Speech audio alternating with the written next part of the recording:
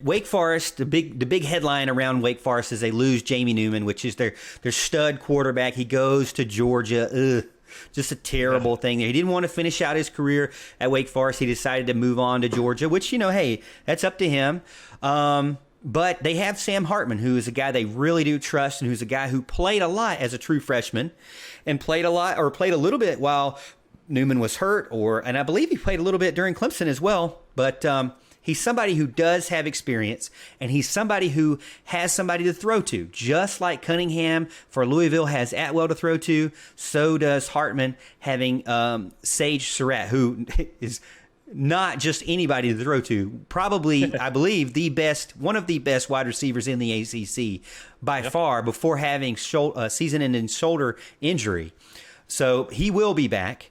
But they do lose their top running back, their running back guy. So if you lose Newman and you lose Cade Kearney, their running back, I think that's like 70% of their production or something like that. It was something crazy. Now, they were 7-1 before Surratt was hurt.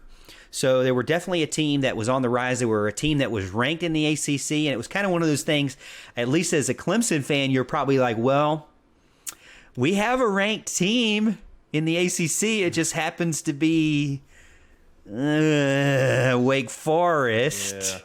So it wasn't a team you wanted to brag on necessarily. But, if Surratt stays healthy, I think they can be just as dominant on at least in the passing game. It would be yet to see what the running game is like, or the rushing attack. They do lose Kendall Hinton, who was a second-team All-ACC wide receiver. And they do lose one of their great tight ends, Jake Fudenthal. Yeah, I'm going to say it right. Jake Fudenthal, who was honorable mention All-ACC guy, tight end as well. So the offense really is kind of moving around, other than those names that we talked about. The offensive line seems to be relatively intact, which is always a good thing. So I like their quarterback. I like their offensive line. Their defensive front, they've got about 7 guys up front that have a ton of experience, but they're losing both their starting cornerbacks, from what I found out. And their first team All-ACC defensive end, Carlos Basham Jr., is gone. So is he gone? That's pretty tough. Well, I have him down as gone, but I thought he was coming back. I think he's coming back. I think I wrote later that he's coming back. So we'll say he's coming back. So that's a good thing. I mean, he's a dominant defensive end that's going to be back. They do have 4 road games before November, including Notre Dame, Appalachian State, and Chase Bryce and the Fighting. I don't know. We got to change their name, the Demon Deacons. So maybe the Demon Bryces? No. I like Chase Bryce too much to be the Demon Bryces. Maybe the Demon Bryces. It would be the Blue Bryces. The Blue Bryces. Okay. okay. I like that. Way better than my first top of the head idea. Let's go with that. You know what? Actually, Al, I have a better idea. Why don't we go with the Blue Bryces? Sure. Perfect. Okay. I couldn't have said it better myself. But I'll tell you, my thoughts on this team is that they won't be the third best team in the ACC at the end of this year.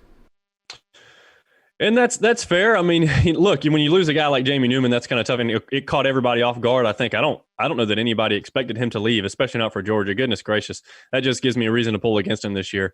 Anything that helps the Dogs, I'm against. That's for sure. But look, he had a good freshman campaign, like you said. He broke his leg. That's why he was out, and maybe I think that may have affected him going into the next year, and may have been not, obviously the fact that he's competing with Jamie Newman, who's a great quarterback, is the fact that maybe he wasn't back fully from his leg. Maybe he didn't trust his leg well enough. So I'm expecting good things from Hartman this year. I've seen him play a little bit, a couple years ago, and I thought he did a good job. I think that's going to be a big deal. We talk about quarterback being the most important position, and if you believe in the quarterback, which I do, and the offensive line to protect it, I mean, it's hard to believe they can't, at least keep up on the offensive side when they got Surratt back. I know they lost Hinton and Washington and the tight end as well. So that's going to be tough, but they're still going to be good at receiving. Somebody's going to step up and kind of replace that production at least a little bit, especially when you have a target like Surratt. That's going to attract a lot of attention. for sure. And they had their top defensive end back, like you said, Carlos Basham Jr. So that's going to be an incredible deal. He had 18 tackles for loss, 11 sacks, and 13 quarterback hurries last year. So that's a heck of a defensive end. And to bring him back for, I think it's his redshirt senior year actually. So that's going to be big time. Even though they lose their starting corners, maybe their new corners won't have to cover as long because they got this guy back. So that's going to kind of be a big deal. I think their best returning running back, though, that's the problem you talked about, losing their running back. Their best returning running back, I think, is Kenneth Walker. And he had less than 600 yards last season. That's going to be rough. So somebody's going to have to step up in the running game. Hartman's going to run a little bit, but somebody's going to have to step up and kind of carry the load there at running back, because you can't just throw it to State Rat every time. The defense is going to scheme against that for sure.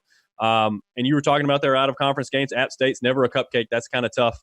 I really wanted to put Wake Forest up at the top of the ACC Atlantic. I didn't. They're kind of somewhere in the middle there. I won't reveal that too much, obviously, until we get there. But and one of the main reasons I didn't have them at the bottom is because I like the quarterback, I like the offensive line for the most part. So I think they deserve to be up there a little bit higher